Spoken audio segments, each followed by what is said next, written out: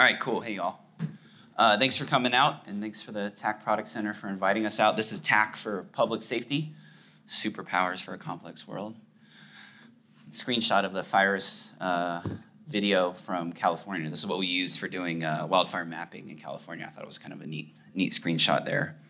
So who am I? Why am I here? My name is Greg Albrecht. I'm an EMT out in California. I'm also a ham. W2GMD is my call sign. And I'm a technical advisor and team awareness kit, SME, for various agencies at state, local, and federal level. And for those of you that can read Korean, there's a double entendre in that photo. And that was me before the hair on my head switched poles. So public safety, I wanted to clarify what we mean when we're talking about public safety. We don't necessarily just mean police and firefighters. We mean everyone who's involved with keeping you safe. And these are the types of users we've seen operationally, right? Police, fire, medical, utilities, mass transit, public works, power, beach and harbor, and you name it, right? Anyone at a municipal level who has a responsibility for your safety, we consider public safety, and those are the types of users we're trying to speak to with TAC in these operational environments. Here's some true facts about public safety. Almost all public safety is dependent on LTE or 5G. Right? The first thing everyone reaches for is their phone, even the chief, right? Yeah, we all have radios. The radios are a communication device of last resort at this point, right? Everything we're doing, writing tickets, citations, records keeping, everything is happening on a smartphone, right? It might not all be 5G yet, but it's trending towards 5G. And the smartphones are pervasive again, right? The first thing the chief reaches for is a smartphone. So we have to accept that as a fact. It's not going away. Mutual aid is pretty common. A lot of the operations we do in these environments aren't isolated to a single municipality. After COVID, there was a big drop in the force available for public safety agencies. And even before that, a lot of public safety agencies relied on mutual aid, right? The ability to respond across jurisdictions or across boundaries. Most of California is set up this way for fire and for law. So if there's a large enough event in California, most municipal agencies will send task force to respond within the state. And all disasters start local, right? So if you're imagining a large incident, it's gonna start with a 911 call first, right? Local responders are gonna respond first. So when we're thinking about how we're gonna deploy some of this technology, we need to think about the person who's gonna be the very first responder, not the task force that might show up later. They need the same capabilities, but we need to think about the first responder and what they need first, because they're going to be the time delta to saving lives. So I'm going to go through a couple of case studies of how we've utilized TAC for public safety in these different areas.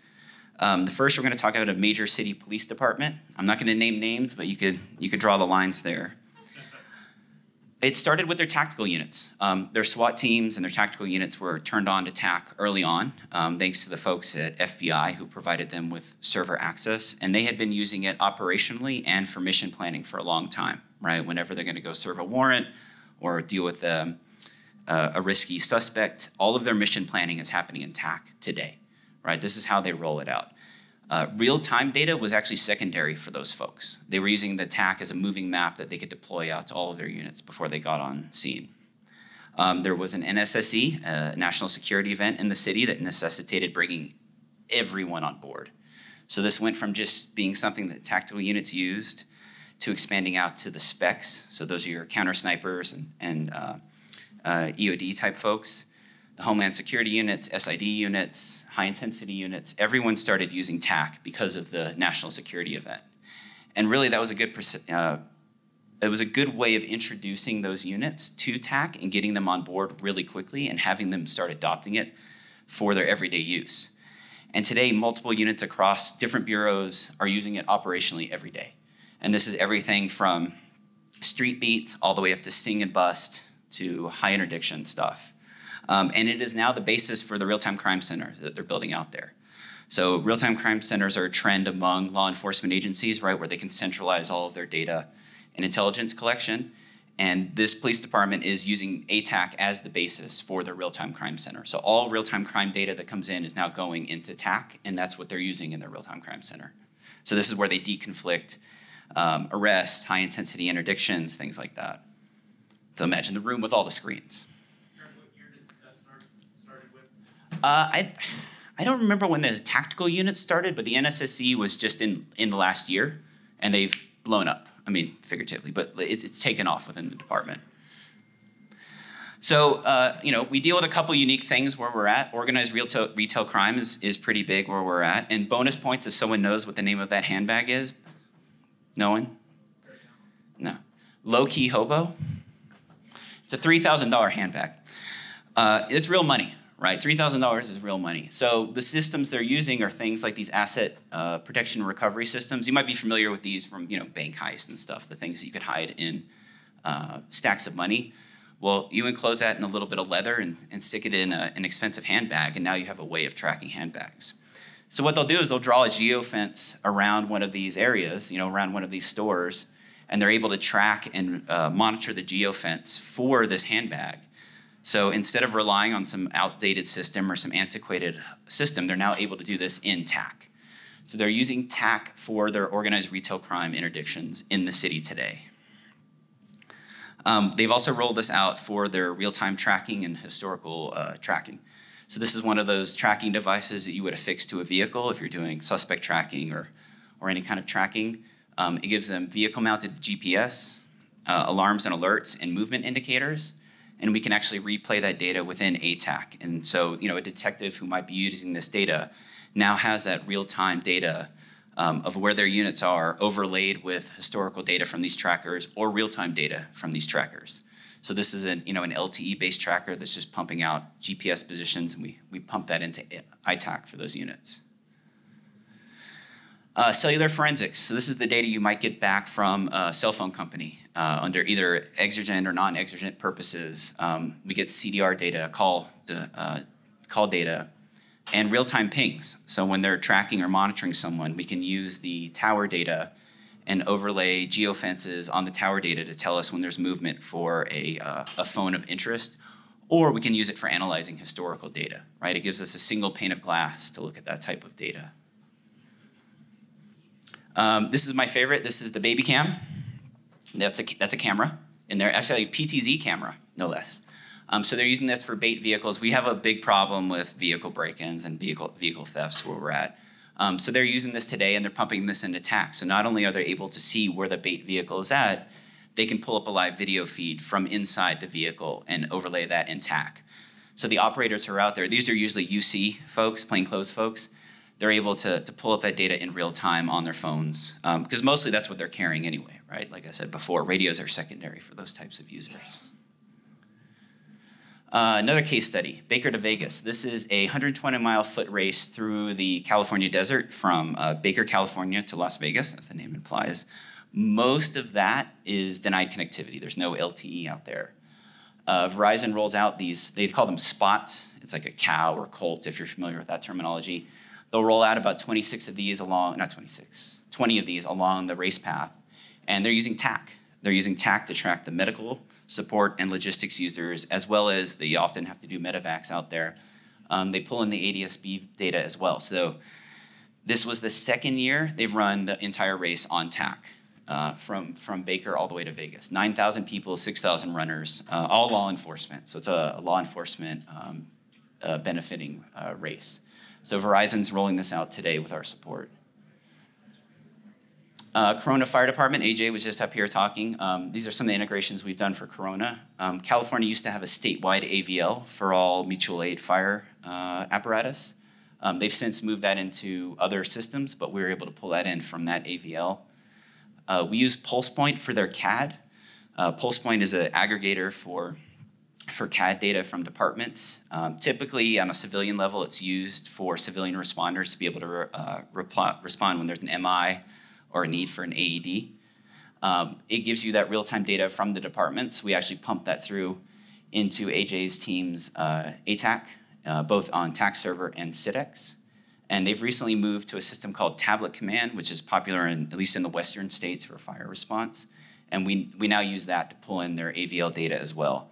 So we get real-time alarm data, call data, incident information, case information, which units are responding, and we can overlay that with the real-time location of both the apparatus themselves as well as the individual user. So, a dismounted user who might have a smartphone on them.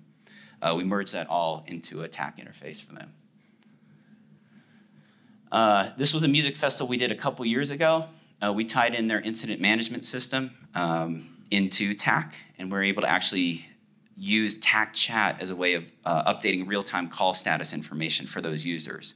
The benefit here was typically in these environments, you're doing a lot of back and forth on the radio to describe the location of calls.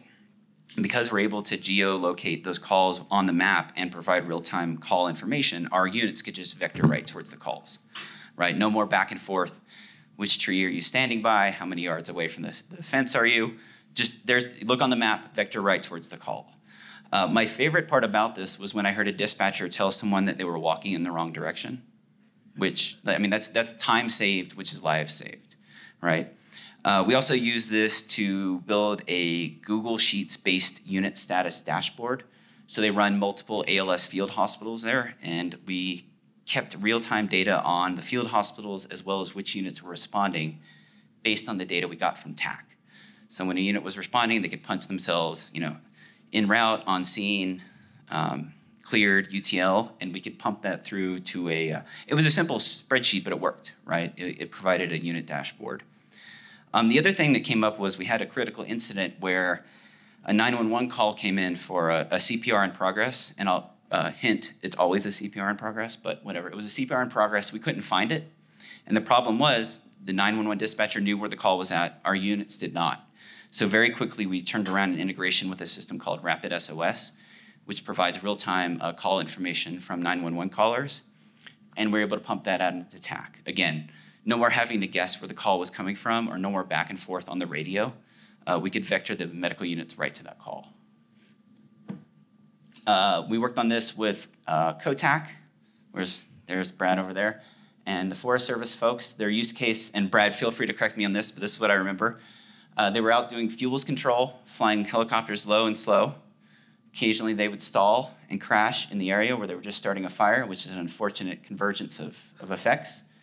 And they needed a way of tracking their units when they were out there, right? So we built a standalone ADSB to TAC gateway that they could bring with them. If you stop by the COTAC booth, they actually have one over there. But this is just a field deployable ADSB to TAC gateway, no internet required. All you need is your TAC EUD, ATAC, WinTAC, ITAC, whatever you've got, and this working off 5-volt USB, and you've got a local ADSB gateway for your users to use. And we actually sell this as a kit. It's also open source, so if you want to roll your own, you can roll your own as well. And we know this is in use operationally today. That's actual from a fire up in Klamath a couple years ago. They deployed it out with some of their teams. Cal OES will now put this up whenever they put up a repeater. So when they put up a repeater on a high site, they'll deploy the AirTAC out there with it. The benefit there is there's a lot of valleys in California, right? There's not, a lot of those ADSB aggregator websites don't have coverage in some of those areas. And if those areas are out of power, if we're fighting a fire down in a valley, there's no coverage there at all. Now they can deploy these as forward sensors. You get that operational data. It's important because if someone's about to drop a swimming pool, full of water on your position, you probably want to get the hell out of there, right? It's a good thing to know, and it's been a tragedy in the past. So it's good that they're able to deploy this now. We did this for Hurricane Ida a couple years ago. ITDRC is a nonprofit disaster technology resource group. If you've ever worked with the Red Cross or any other disaster response agencies, there's the field responders, and then there's a lot of administrative work, right?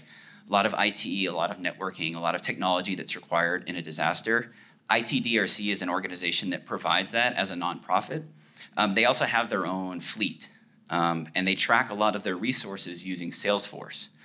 So we were able to build an integration. It might be hard to see on the screen here. I'll walk over and point it out, but these dots you see on the screen are all shelter locations or resource locations that popped up after Hurricane Ida. They put those into Salesforce. That's what they use to track those things. We extract that data from Salesforce and actually push it out to the responders on the edge so they're able to see it on TAC in real time. Additionally, they use Fleet Complete for a lot of their AVL, so tracking their vehicles and tracking their trailers. we were able to pull that location information in as well. So it gave them the complete picture of their disaster response cycle. They didn't have anything like this before, right? It was text messages and hand-drawn maps or Google Maps, right? So there's really changed. They've deployed this completely operationally now within ITDRC, but this was their first foray into TAC. Not used to this thin Colorado air. All right, the big one. Multi-week music festival. So this is a multi-week music festival out in the California desert. It takes about 2 months to set up and 2 months to tear down. It's 3 weekends long. First 2 weekends are pop and electronic music. Last weekend is country music. You could put the pieces together and figure out what I'm talking about. This is actually a live picture from the event. It was a fun event. So how it started. We were approached by the event promoter who wanted to do asset and unit tracking, right? So they wanted to track their EMS units, their fire units, and their safety units. Safety units are like, think OSHA safety type units, right? Make sure the stage is safe, make sure the fire lanes are open, things like that. They're using an incident management system similar to a CAD, if you're familiar with a CAD, but for an incident. They wanted to pull that information into TAC as well. Our coverage area was about 2 square miles in the desert, and this is a mixture of city plus just open polo field desert. Total attendees was about 3,500 people across 3 weekends, and their operational cadence is a 24-hour, 5-day cadence per weekend. So Thursday through Sunday is 24-hour op, 2 days off, 12-hour op, switches back to a 24-hour op. So they were running 24/7, 5 days a week for an entire month, for 3 weeks of that month. And they were using TAC the entire time. So this is how it started. This was the initial ask. Where we ended up was adoption grew to more than 100 daily active users, right? I onboarded a considerable amount of users myself. The nice thing is when you get a savvy enough team, they'll onboard themselves at some point, which is pretty sweet. We were approached by the fire chief out there asking if we could use TAC to track unit status. So it's one thing to be able to dispatch calls and have a unit respond to a call, but keeping track of your unit status, right? What units are available, what units are on scene. We threw together a quick dashboard based off of the TAC data that we were getting, and we were able to provide that to the dispatch folks so they can actually track their units in real time. Normally, this would be something that we handled at a municipal level by the CAD itself, but again, this is a stand-up event where they're rolling out an incident management system. We had initially tried to roll out Meshtastic, but we had a lot of hardware problems. I'll say this, I'm sure Meshtastic is great for some use cases, but I would not use it operationally for personnel. It failed on us there, and we had to revert back to cell phones. And in hindsight, we probably should have used cell phones to begin with. Credit to Verizon's crisis response team. They were able to supplement our Meshtastic devices with phones until we were able to backfill with phones. And I'll say phones worked fine. You know, it's a ton of people out there, but phones work fine. We're not passing big data. We're passing small burst data over LTE and 5G. It was fine for our environment. And the feedback we got was incredible, right? Like, why didn't we, how come this is only the first year we're using this? I'm like, I don't know, you guys could have called me sooner.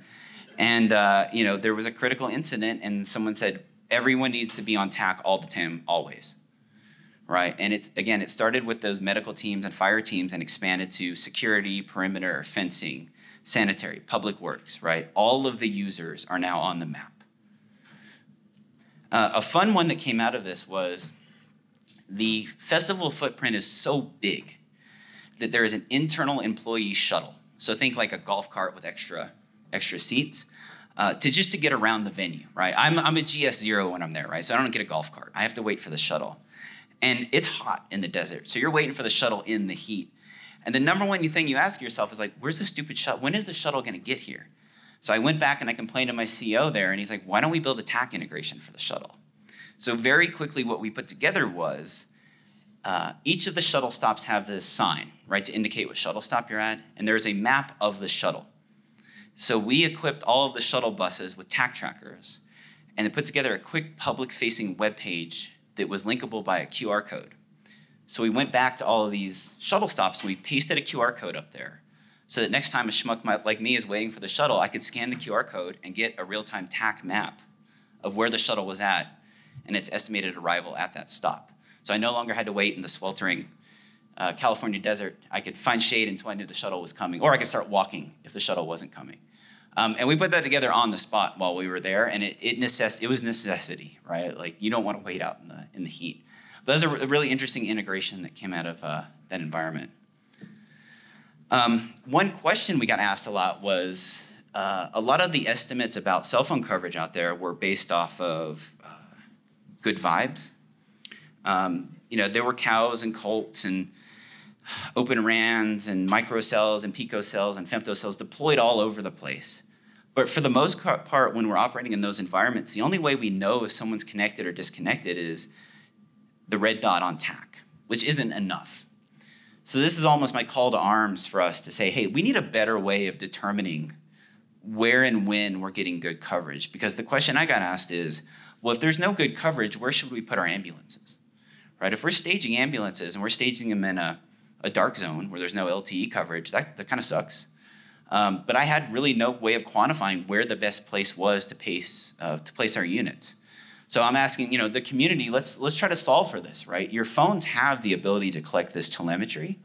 Let's start utilizing this within TAC to not just tell us that we're connected or disconnected, but actually help us placing our units strategically in those environments. And this is just an example of what CellMapper does, right? It'll show you your LTE coverage for a particular area. It would be helpful in those environments for us to be able to utilize that to strategically place our medical units. All right, some other TAC integrations that we've done. So out of the festival deployment, if you've ever, I don't know how universal this is, but a lot of shopping centers are now deploying these standalone surveillance wagons. So it's usually a solar-powered light tower, but with cameras installed on it. So one of the asks we got for another festival was, hey, we're going to deploy these. Can we actually pull those into TAC as well? So this is one of those standalone solar-powered camera towers that we're getting the position of and streaming the videos back into TAC. So a user who pulls this up on their TAC map can actually see all of the cameras, see their field of view, see their bearing, and punch that up into TAC and view that in real time. So this is something we're looking forward to deploying at the next set of festivals next year for all of their different light towers and camera towers.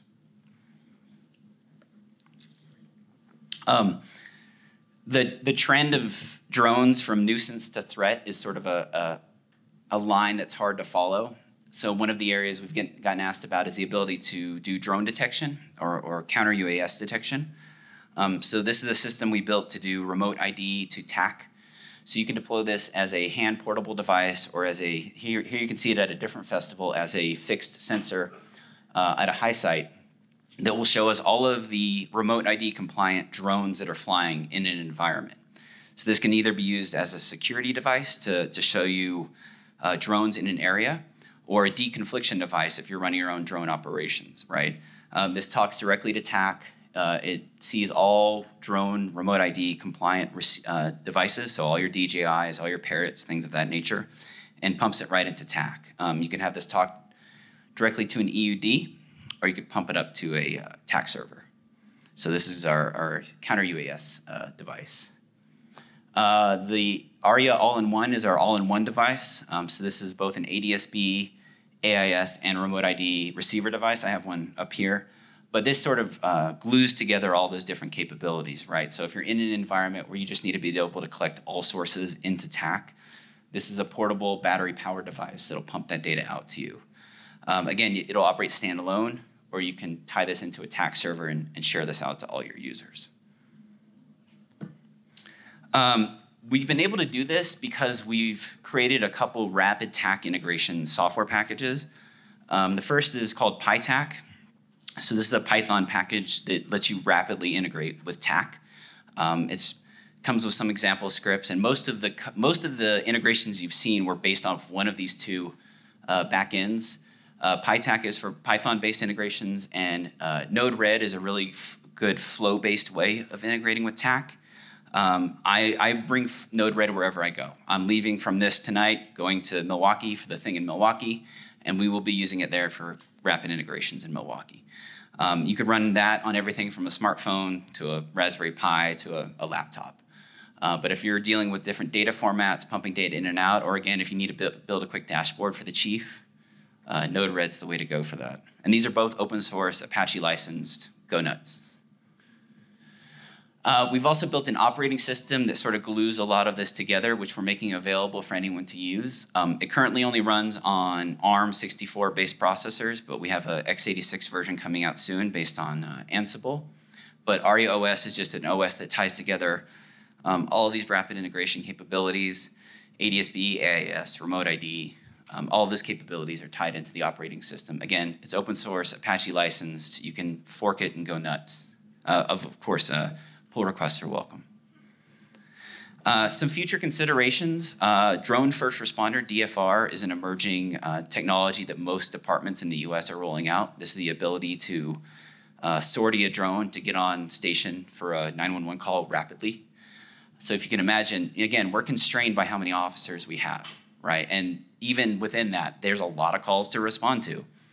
So if we can get a drone on scene and get eyes on the incident quickly, that can help us determine what kind of resources we need to send or what kind of threat or what kind of incident we're dealing with. And that's rolling out everywhere, right? Departments all over the country are rolling that out.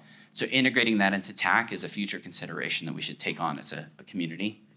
ALPRs, automatic license plate readers, Flock and other systems like that are being rolled out in a lot of communities and being used for a lot of, theft is real. People steal stuff all the time. Crime is real. Being able to correlate that information in real time with our detectives and our agents is very helpful. Gunshot detection systems like ShotSpotter. Alarms and indicators from different alarm systems, CCTV systems, and body-worn cameras, right? A lot of departments, especially at a federal level, there's a executive order that all law enforcement agencies need to start rolling out BWCs. So being able to tie that into TAC, right, and actually see what the operator is seeing in real time back at our RTIC or at a command post is helpful in those environments. And then some final thoughts on this. All cops are criminals. Every common operating picture that is trying to sell you something is trying to steal your data, right? So think about it. With TAC, we've established the de facto standard for situational awareness and public safety. If someone's trying to sell that data back to you, they're stealing your data, right? So anyone who's giving you the promise of a common operating picture that isn't based on TAC is stealing from you. They're taking your data and they're selling it back to you. And it's free, right? The only cost for TAC is your time. And the benefit there is you get all of AFRL for free, right? All of the developments that come out of AFRL, you get when you adopt TAC. And, don't wait for the tragedy to happen for you to start deploying TAC, right? You don't want that to be the afterthought. You don't want to say, oh man, if only we had deployed TAC, right? Start thinking about it today and start pushing your vendors to integrate with TAC today. Because today might not be the day that you need it, but next week, the president's gonna play golf in your backyard, or there's a disaster in your backyard, or you have some other incident where you need to interoperate with other agencies. TAC can be your baseline interoperability standard for situational awareness. And I'll leave you guys with that, and I'm happy to take questions. Or no questions. Corey, you have a question? Oh, okay. All right. Oh, where do I see that? Okay, I guess there are none. Well, I guess I blew you away. Well, thank you for coming.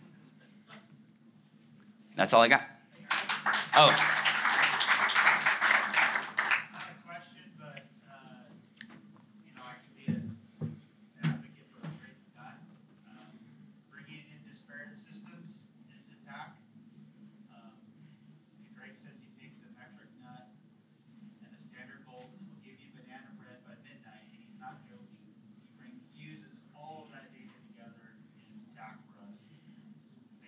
Yeah, I mean, it's the person at the edge who knows what they need. So it's nice being able to work with, I'm a medic myself, but it's nice being able to work with AJ and Corey and all the other people who are actually practitioners, because we know, we're out there at the edge, right? We're the ones responding and we know what it is that we need. And being able to adopt that rapidly would only be possible with TAC, right? That has made it really easy for us. I mean, look at this map, right? This is nuts, right? And this is where I live. Right, and this is just a normal day. There's nothing special happening on this day. It's a complex environment.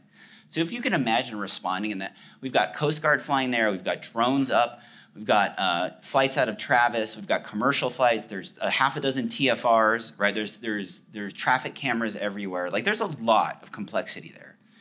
If I need access to any of that, I now have it, right? I don't need to jump through a bunch of different systems to get access to that data. And a thing I like to tell people when we're pitching TAC to public safety agencies is if you're looking at a map, you should be looking at TAC. And if you're looking at two maps, you're looking at too many maps, right? Standardize and normalize TAC, right? Deploy TAC as your operating environment. There's a learning curve, obviously, with any tool, but once you've done that, it's really easy to start pulling in other systems. And the technical barrier to entry is pretty low, right? You could do a lot without learning any programming. You could do a lot on a smartphone by itself with TAC. So start exploring it, if you're curious. Don't wait till afterwards. Yes, Corey, go ahead. All right, so I do have a question. You are one of the few people who has access to lots of agencies, very disparate groups using TAC. You've onboarded many different types of agencies and all that other stuff. What is probably some of your biggest lessons across multiple agencies and multiple jurisdictions and multiple types of things? Yes. BYOD is a pain in the butt sometimes. Bring your own device is a pain in the butt. I know iOS is supposed to be the same everywhere. I have seen so many weird. I mean, you too, right? There's so many. The question was like, what are the things I've seen, or what are some lessons learned? Patience, obviously, right? And it sounds weird, but like sometimes restarting the phone is what you have to do. The number of times that has solved problems, I swear. Sometimes reinstalling iTac is what you have to do. Like it sounds weird, but it's iOS, right? The other is there's this desire to build big old data packages that have all your maps and all that stuff in there. But I'll tell you what, like when you're standing in 110-degree heat in the desert onboarding 60 people who have never heard of TAC before, you don't want to have them all downloading 60 meg, MB tile or 60 meg. It's impractical. It's dumb. Tile servers are the way to go, right? If you can afford a tile server, if you can stand up a tile server, that is the way to go, especially if you know you're going to have somewhat reliable internet coverage. Downloading data packages, especially on the fly, especially when you're onboarding a bunch of people, it's impractical and it sucks. There's other lessons from that. If people have company-provided devices or agency-provided devices, you're going to need to link up with their IT folks ahead of time, right? Doing that in the field, you're not going to be able to do it. You're not going to be able to push the application out to those users. You're going to need to link up with their IT folks ahead of time. A lot of the times we'll just bring our own phones. We'll bring burner phones or handout phones because it's just easier than trying to futz with someone's phone, right? The other thing is I don't really want to touch someone's phone because then you're liable for whatever happens to their phone. So if you're doing these types of deployments, just get a cache of phones. I'll give credit to Verizon's VCRT, their critical response team. They will bring you whatever you want, and you don't have to be a Verizon customer. So if you're doing a public safety operation and you need 20 phones, 3 Cradle Points, a couple MiFis, you call Verizon, they're there. They will either overnight it or they will send someone to help you deploy it. And I've had them do everything from run cable and gaff tape it down to program radios to set up cell phones.